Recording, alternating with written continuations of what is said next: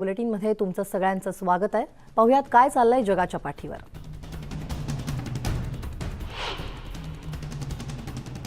ब्रिटनचे prince William यांनी मंगळवारी ग्लासगो इथं COP26 हवामान शिखर परिषदेत जागतिक नेत्यांची भेट घेतली आणि जागतिक नेत्यांना उद्देशून भाषणही केलं। परिषदेला संबोधित केल्यानंतर प्रिन्स विल्यमनं 15 वार्षिक अर्थशॉट पारितोषिक विजेत्या विनिशा उमाशंकर या युवतीची स्टेजवर बोलावून ओळख करून दिली। गेल्याच महिन्यात पहिल्यांदाच आयोजित करण्यात आलेल्या या प्रिन्स अर्थशॉट अवॉर्ड्समध्ये हवामान बदलाचा सामना करण्यासाठी युवकांच्या नवीन कल्पना आणि तंत्रज्ञानासाठी विविध देशांतील विजेत्यांचा सन्मान करण्यात आला। दक्षिण भारतातील तिरुवन्नमलाई येथील विनिशा उमाशंकर हिने कोळशाच्या ऐवजी सौर ऊर्जेवर चालणारी इस्त्री तयार केली, ज्याबद्दल तिला पुरस्कार मिळाला आणि तिचं कौतुकही झालं।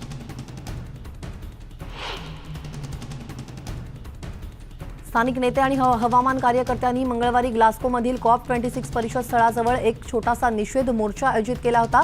या दरम्यान युगांडातील एक तरुण हवामान कार्यकर्ता एव्हलिन अचम म्हणाली की आमच्या नेत्यांनी आमचा विश्वासघात केलाय। हे सगळे नेते आणि त्यांचे देश COP26 मध्ये आहेत, पण COP26 मध्ये असताना तुम्ही नेमका या मुद्द्यावर काय तोडगा काढला असाही प्रश्न त्यांनी विचारला।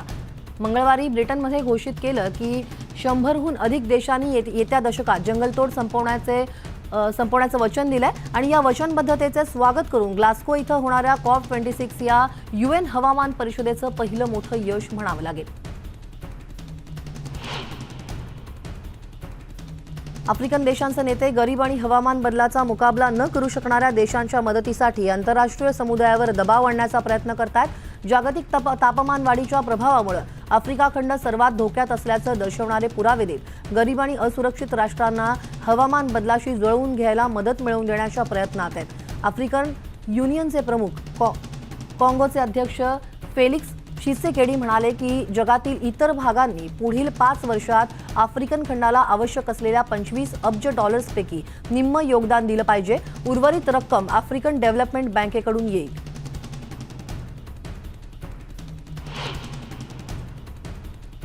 भारताचे पंतप्रधान नरेंद्र मोदी यांनी मंगळवारी जगाला हवामान बदलाच्या प्रभावांचा सर्वात जास्त फटका बसणाऱ्या बेट राष्ट्रांमधील आपत्ती प्रतिरोधक पायाभूत सुविधांना पाठिंबा देण्याचं आवाहन केलंय।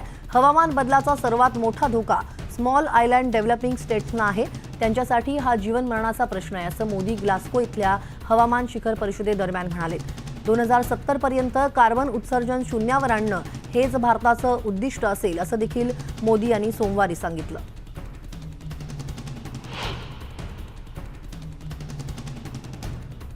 अमेरिकेचे राष्ट्राध्यक्ष जो बायडेन यांच्या मते ग्लोबल वॉर्मिंगची समस्या हाताळण्याबाबत ऐतिहासिक प्रगती ग्लासगोमध्ये पार पडलेल्या संयुक्त राष्ट्र हवामान परिषदेत झाली। वॉशिंग्टनला परतण्यासाठी एअरफोर्स 1 मध्ये बसण्यापूर्वी पत्रकार परिषदेत बोलताना बायडेन यांनी मिथेन गळती थांबवण्यासाठी, जंगलांचं संरक्षण करण्यासाठी, नवीन तंत्रज्ञानांमध्ये गुंतवणूक करण्यासाठी आणि स्वच्छ ऊर्जा निर्मितीच्या पायाभूत सुविधांवर पैसे खर्च करण्यासाठी नवीन प्रयत्न करण्याच्या मुद्द्यांवर प्रकाश टाकला।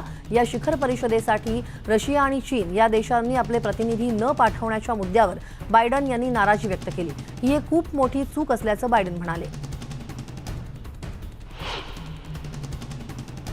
कार्बन उत्सर्जन कमी करण्यासाठी जग खूप मंद गतीने वाटचाल करतंय आणि याच चिंतेच्या पार्श्वभूमीवर संयुक्त राष्ट्रांच्या अणुऊर्जा विभागाच्या प्रमुखांनी मंगळवारी अणुऊर्जा हा हवामान विषयक चिंता आणि जगाच्या ऊर्जेच्या गरजा संतुलित करण्याचा एक प्रमुख मार्ग असल्याचं सांगितलंय।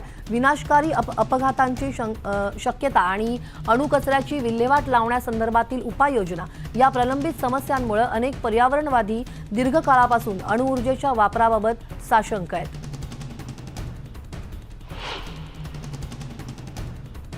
कुवेतचे पंतप्रधान शेख सबाह अल खालेद अल हमाल अल सबा यांनी मंगळवारी COP26 हवामान परिषदेला संबोधित करताना कार्बन उत्सर्जन कमी करण्याच्या आपल्या देशाच्या योजनेची तपशीलवार माहिती दिली।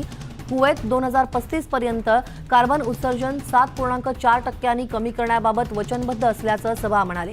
भावी पिढ्यांसाठी ऊर्जेचा शाश्वत पुरवठा सुनिश्चित करण्यासाठी कुवेत अक्षय ऊर्जा स्रोतांचा वापर आणि द्रवरूप नैसर्गिक वायूनं ऊर्जा उत्पादनांच्या सर्व स्रोतांच्या विविधीकरणाला खूप महत्त्व देत असल्याचंही सबा म्हणाले। ग्लासगोमधील या परिषदेसाठी 200हून अधिक देशांचे प्रतिनिधी एकत्र आले।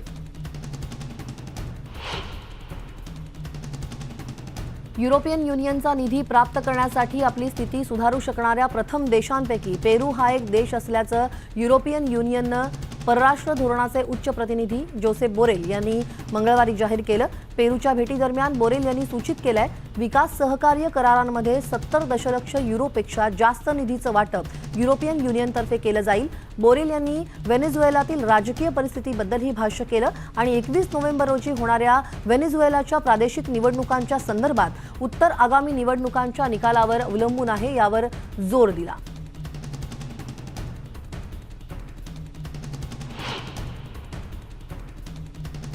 5 ते 11 वर्षांच्या लहान मुलांच्या लसीकरणासाठी बायडेन प्रशासन सज्ज होत आहे. त्यासाठी मोठ्या प्रमाणात लागणारे लसींचे डोस वितरण याची चाचपणी केली जाते. हिवाळ्याच्या काळात कोरोना संक्रमण वाढण्याची शक्यता लक्षात घेता खबरदारी घेतली जाते. लहान मुलांना फायझर बायोटेकची लस देण्याच्या शिफारशींवर तपशीलवार चर्चा करण्यासाठी centres for disease control and प्रिव्हेन्शनचे सदस्य चर्चा करतील. या चर्चेनंतरच अंतिम आदेश दिले जाणार आहेत.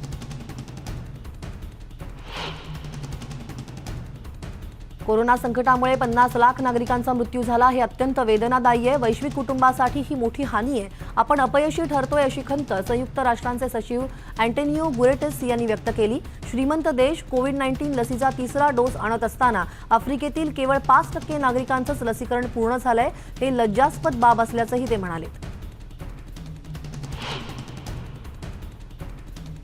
कोरोनामुळे जगभरातील मृतांची संख्या 5 दशलक्षांवर पोहोचली असताना काहींनी त्यांच्या दुःखाचं निराकरण करण्याचा सामूहिक मार्ग म्हणून स्मारकं बांधण्याचा मार्ग स्वीकारलाय. लॉस एंजेलिसमधील ग्रँड पार्कमध्ये कॉन्सुएलो जी फ्लोरेस यांनी कृष्णवर्यीय समुदायाच्या काही कुटुंबांनी आपल्या सदस्याला गमावल्याच्या स्मरणार्थ फुलांची स्मारकं उभारली आहेत. ही अशी स्मारकं बघून आम्हाला आमचं दुःख सर्वांसमोर वाटून घेता येणं शक्य झालेलं आहे. अनेक जण इथं येऊन आपल्या गमावलेल्या नातेवाईकांना आठवून त्यांचं दुःख व्यक्त करतात. एक समुदाय म्हणूनही हे काम करत राहणं गरजेचं आहे असंही कॉन्सुएलो जी फ्लोरेस यांनी सांगितलंय. हवाईचे गव्हर्नर डेव्हिड इगे यांनी मंगळवारी सांगितलं की हवाईमधील अनेक भागांमधील कठोर निर्बंध आता शिथिल करण्याचा निर्णय घेतला जाईल. काउंटीमधील रेस्टॉरंट, बार आणि जिममध्ये प्रवेश करण्यासाठी लसीकरणाचा पुरावा किंवा निगेटिव्ह कोरोना चाचणी आवश्यक असल्याची अट मात्र कायम ठेवण्यात आलेली आहे. सध्या अशा आस्थापनांमध्ये प्रवेश करण्यासाठी लसीकरणाचा पुरावा किंवा टेस्ट रिपोर्ट आवश्यक असणार आहे. होनोलुलू आणि माऊ या काउंटीज आहेत. राज्यपालांच्या मते की फुटबॉल स्टेडियमसारख्या ठिकाणी लसीकरण झालेल्या प्रेक्षकांनाच प्रवेश मिळणं आवश्यक असलं पाहिजे. लॉस एंजेलिस काउंटीच्या कर्मचाऱ्यांना 1 ऑक्टोबरपर्यंत पूर्णपणे लसीकरण करणं आवश्यक होतं, परंतु या आदेशावर लोक नाराज असल्याचं शेरिफ अलेक्स विलानुएवा यांनी मंगळवारी एका ब्रीफिंग दरम्यान सांगितलं. देशातील सर्वाधिक लोकसंख्या असलेल्या लॉस एंजेलिस काउंटीमध्ये कोरोना व्हायरसमुळे 26,000हून अधिक लोकांचा मृत्यू झालाय. सार्वजनिक आरोग्य अधिकाऱ्यांच्या म्हणण्यानुसार काउंटीच्या अंदाजे 10 दशलक्ष रहिवाशांपैकी 78% लोकांना किमान एक कोविड-19 लसीचा डोस मिळालाय आणि 69% पूर्णपणे लसीकरण झालंय. रशियामध्ये कोरोना व्हायरसमुळे झालेल्या मृत्यू संख्येनं मंगळवारी रेकॉर्ड ब्रेक केला. 4 दिवसांपूर्वी रशियात काम बंद ठेवण्याचा देशव्यापी आदेश लागू करण्यात आलाय. रशियाचा राज्य कोरोना व्हायरस टास्क फोर्सनं 39,008 इतक्या नव्या कोरोनाबाधितांची नोंद केली आणि 1,178 मृत्यूंची नोंद केली आहे. रशियाचे राष्ट्राध्यक्ष व्लादिमीर पुतीन यांनी 30 ऑक्टोबर ते 7 नोव्हेंबर या कालावधीत देशव्यापी नॉन वर्किंग कालावधीचे आदेश दिले.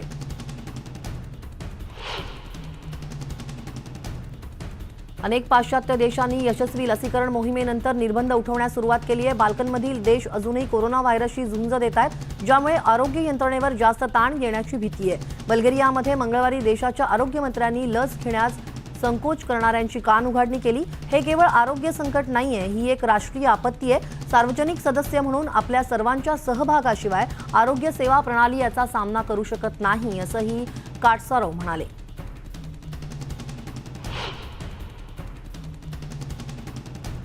कोरोना काळात आपले पती गमावलेल्या काही विधवा महिला मंगळवारी डेड ऑफ द डेड निमित्ताने त्यांच्या प्रियजनांना श्रद्धांजली वाहण्यासाठी रिओ द जनेरियो आणि साओ पाउलो इथे जमल्या होत्या. रिओमध्ये मेळाव्यात शोक करणाऱ्यांची मिरवणूक होती, जी शहराच्या डाऊनटाऊन भागातील मुख्य मार्गावरून फिरली.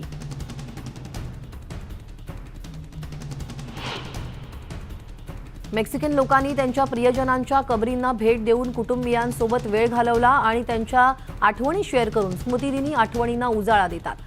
मेक्सिको सिटीच्या पेंटोन दे डोलेर्समध्ये मेक्सिकन लोक यांच्या प्रियजनांच्या आवडीचं जेवण करतात आणि आवडती गाणी वाजवतात। ही एक मेक्सिकन परंपरा आहे जी एका पिढीपासून पुढच्या कुटुंबांना एकत्र बांधते।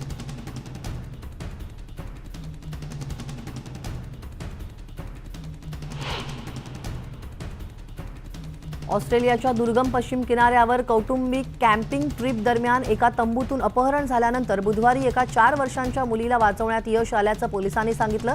कॉर्नवॉलच्या किनारपट्टीच्या शहरातील एका घरात पोलिसांना क्लिओ स्मिथ सापडला आणि पहाटे टाकलेल्या छाप्यात त्या व्यक्तीला ताब्यात घेण्यात आलं। कॉर्नवॉलच्या उत्तरेस 75 किलोमीटरवर ब्लोहोल कॅम्पग्राऊंड इथं तिच्या कुटुंबासोबत असताना तंबूतून ती तिच्या स्लीपिंग बॅगसह गायब झाली होती।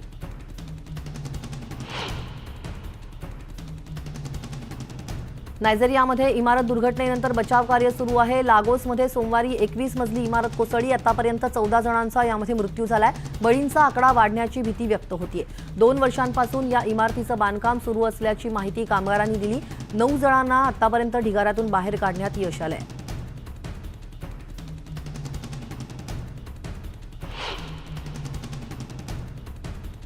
ट्रान्सएअर फ्लाइट 810 हे मालवाहू विमान हवाईच्या समुद्रात 2 जुलैला कोसळलं होतं। त्याचे काही अवशेष सापडले आहेत। ओआहू बेटाजवळ 400 फूट खोलीवर ब्लॅक बॉक्ससह विमानाचे काही महत्त्वाचे अवशेष आढळल्याची माहिती नॅशनल ट्रान्सपोर्टेशन सेफ्टी बोर्डनं दिली। उड्डाण केल्यानंतर काही समस्या जाणवल्याचं 2 वैमानिकांनी सांगितलं। सुदैवानं त्यांचा जीव वाचला। दुर्घटनेत या विमानाचे 2 तुकडे झाले। Flight data recorder, cockpit, voice रेकॉर्डरची तपासणी आता केली जाणार आहे। तपास पूर्ण होण्यासाठी 2 वर्षांचा कालावधी लागणार आहे।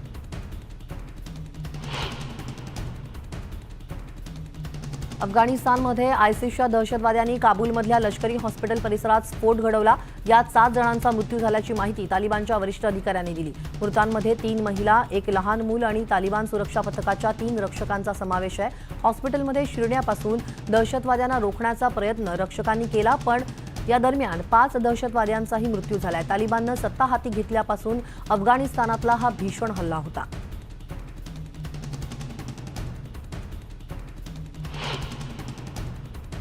या बातम्यांचं बुलेटिनमध्ये वेळ झाली एका छोट्याशा ब्रेकची, पण तुम्ही कुठेही जाऊ नका, कारण इतरही काही घडामोडी आपल्याला पाहायच्या आहेत। पहा फक्त news 18 Lokmat.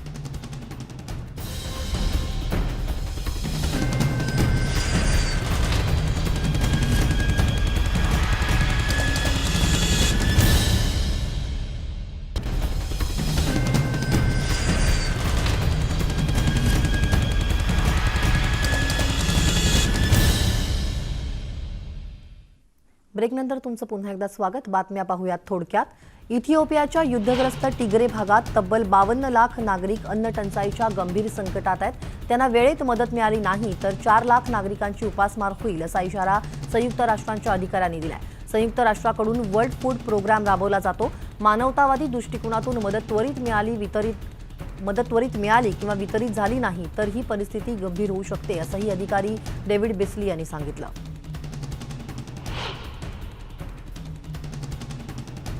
PepsiCo beverages north अमेरिकेनं क्लोज लूप रिसायकलिंग प्रोग्रामवर ओक्लाहोमामधील वॉलमार्ट आणि सॅम्स क्लब स्टोअरशी भागीदारी केली आहे। स्थानिक पातळीवर रिसायकलिंग वाढवण्याच्या संयुक्त प्रयत्नांचा एक भाग म्हणून पेप्सिको बेव्हरेजेस नॉर्थ अमेरिकानं 71व्या स्ट्रीट मेमोरियल ड्राईव्हवरील वॉलमार्ट स्टोअर आणि 111व्या स्ट्रीट अँड मेमोरियल ड्राईव्ह तसंच तुलसा हिल्स आणि शेरिडन येथील सॅम्स क्लबवर प्लास्टिक स्वीकारण्यासाठी भागीदारी केली आहे।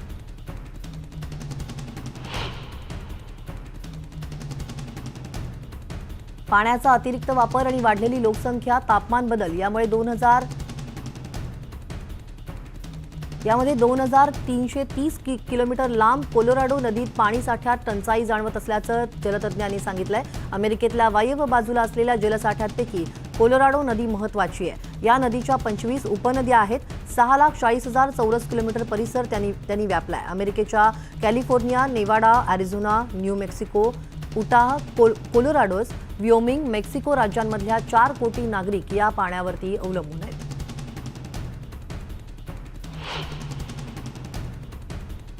मादागास्कर सारख्या शून्य कार्बन उत्सर्जन असलेल्या देशात हवामान बदलामुळे दुष्काळाचं सावट आहे. सर्वात गरीब देशांपैकी एक असलेल्या या देशाला हवामान बदलाचा मोठा फटका बसतोय.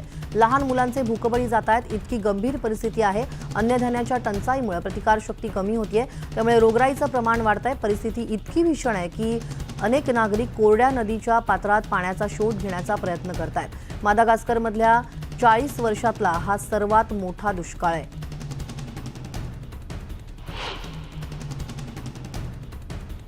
11 सप्टेंबर 2001ला न्यूयॉर्क शहरात झालेल्या दहशतवादी हल्ल्यात एक लहान चर्च नष्ट झालं होतं.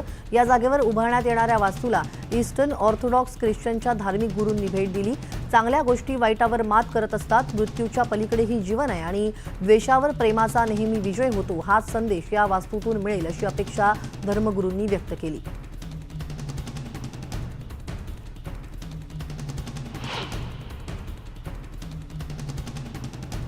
याहू कंपनीनं एक महत्त्वाचा निर्णय घेतला. व्यावसायिक आणि कायदेशीर आव्हानांमुळे कंपनीनं चीनमधून बाहेर पडण्याचं ठरवलंय. 1 नोव्हेंबरपासून मेनलँड चायनामधून या सेवा उपलब्ध होणार नाहीत असं एका निवेदनाद्वारे स्पष्ट करण्यात आलंय. पण याहू ग्राहकांच्या हक्कांसाठी आणि विनामूल्य आणि मुक्त इंटरनेटसाठी वचनबद्ध असल्याचं कंपनीनं स्पष्ट केलंय.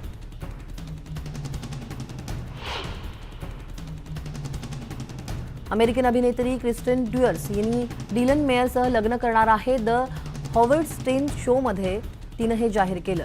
डिलन मेयरनं तिला लग्नाची मागणी घातल्याचं तिनं म्हटलंय. 2019मध्ये एका पार्टीत त्यांची ओळख झाली. गेल्या 2 वर्षांपासून त्यांचे प्रेमसंबंध आहेत. क्रिस्टिन सध्या प्रिन्सेस डायना यांच्या जीवनावर आधारित स्पेन्सर सिनेमाच्या प्रमोशनमध्ये व्यस्त आहे. यात क्रिस्टिन डायनाची भूमिका साकारतीये.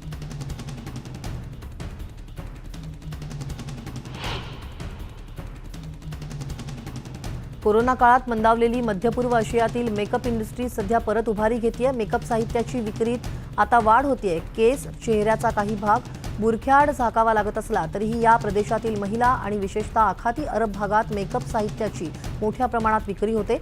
आगामी 5 वर्षात मध्यपूर्वेतील मेकअप मार्केट 5% वाढण्याचा अंदाज व्यक्त होतोय. पश्चिम युरोप आणि उत्तर अमेरिकेतली विक्री मंदावली असली तरीही या भागात मेकअप उत्पादनांची विक्री मोठ्या प्रमाणात होतीये.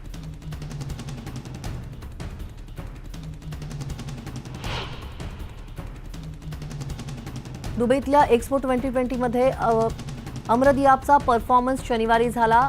इजिप्तच्या राष्ट्रीय दिनानिमित्त दियाबनं कारकिर्दीतली गाजलेली गाणी सादर केली. इजिप्तमध्ये गायक, संगीतकार आणि कलाकार म्हणून दियाब यांची 40 वर्षांची कारकीर्द आहे. दुबईतल्या या एक्स्पोमध्ये 192 देशांमधल्या कला, विज्ञान, संस्कृती अशा क्षेत्रामधल्या सर्वोत्तम कलागुणांचं सादरीकरण होत आहे.